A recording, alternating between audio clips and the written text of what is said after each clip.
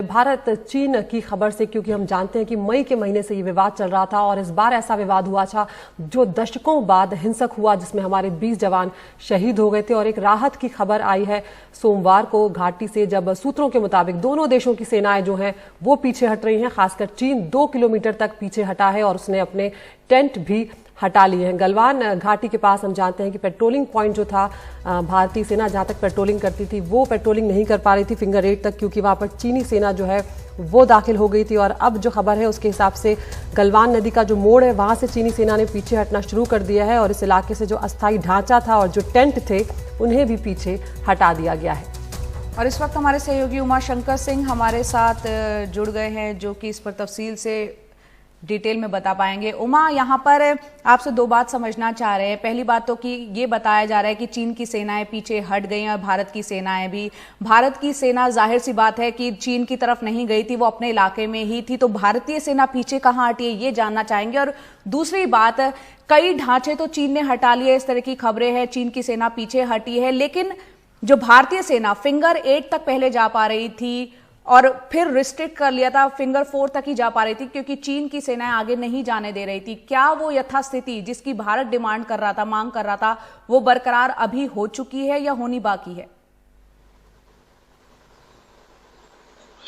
ये देखिए जया, ये जो शुरुआत है ये कल हुई है और गलवान वैली के बारे में ये कहा जा रहा है कि 1.5 से 2 किलोमीटर पीछे जो है वो चीनी सैनिक हटे हैं। जहां तक भारतीय सेना के पीछे हटने की बात है तो जाहिर सी बात है कि जब चीनी जो है वो फिंगर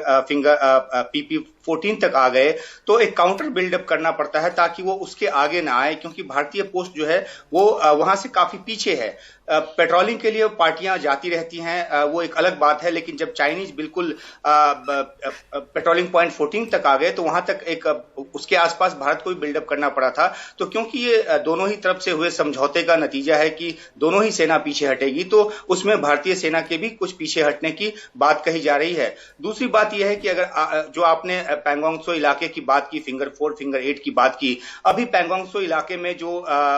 चाइनीज की तरफ से पीछे हटने की जो प्रक्रिया है उसको वेरीफाई किया जाना बाकी है। जमीनी तौर पर उसको वेरीफाई कर लिए जाने के बाद पुख्ता तौर पे कहा जा सकेगा कि कितना चीनी सैनिक पीछे हटे हैं। और जहां तक फिंगर 8 तक भारतीय पेट्रोलिंग के जाने की बात है तो यही एक सबसे बड़ा मुद्दा है जिस पर देखना है कि चीनी क्या ईमानदारी के साथ उसको इंप्लीमेंट करते हैं। अगर वाकई में वो इस बात के लिए मान गए हैं कि हम बॉर्डर पे यथास्थिति बनाए रखेंगे, क्योंकि भारत की लगातार यही मांग है कि जो अप्रैल से पहले जो एक यथास्थिति थी और जिस तरह से दोनों ही पार्टियां अपने अपने परसीव्ड लाइन ऑफ LAC तक जाकर पेट्रोलिंग किया करते थे, वो उस तरह से हो, भारत जहां तक जाता था वहां तक जा पाए। तो अब ये देखना है कि जो एक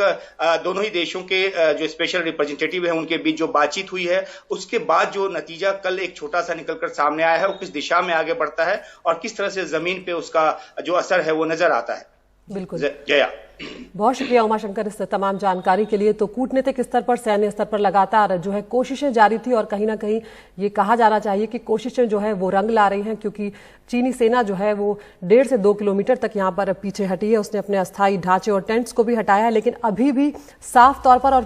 पुख्ता तरीके से ये नहीं कहा जा सकता कि ये जो पीछे हटना है क्या ये स्थायी है, क्या ये वास्तविक है, क्योंकि चीनी जो है अब तक जो वो बातचीत करते रहे हैं जमीन पर उन्होंने वैसा कम ही किया है।